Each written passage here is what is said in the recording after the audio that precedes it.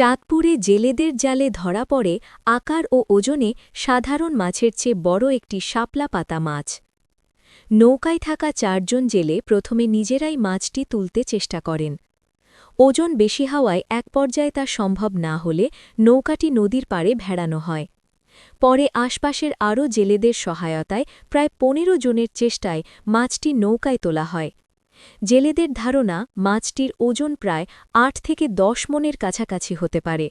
তাদের ভাষায় এর আগেও বড় মাছ ধরা পড়েছে, তবে এই আকারের শাপলাপাতা মাছ খুব একটা দেখা যায় না, তাই মাছটি পেয়ে তারা খুশি ও সন্তুষ্ট। পরে মাছটি বিক্রির জন্য আনা হয় চাঁদপুর বড় স্টেশন মাছঘাটে। ঘাটে আনার পর স্বাভাবিকভাবেই স্থানীয় ক্রেতা ও সাধারণ মানুষের আগ্রহ তৈরি হয়। অনেকেই মাছটি এক নজর দেখতে ঘাটে ভিড় করেন। ওজন ও আকার বেশি হওয়ায় পুরো মাছ একসঙ্গে ওজন করা সম্ভব হয়নি। এ কারণে কেটে ওজন করার সিদ্ধান্ত নেওয়া হয়। ঘাটের ক্রেতারা জানান, কেজি হিসাবে মাছটি প্রায় ৫০০ টাকা দরে কেনা হয়েছে। সব মিলিয়ে মাছটির মোট দাম লাখ টাকার বেশি হতে পারে বলে ধারণা করা হচ্ছে। ক্রেতাদের মতে শাপলাপাতা মাছ নিয়মিত বাজারে পাওয়া যায় না। যারা এই মাছের স্বাদ পছন্দ করেন তারাই সাধারণত আগ্রহ দেখান।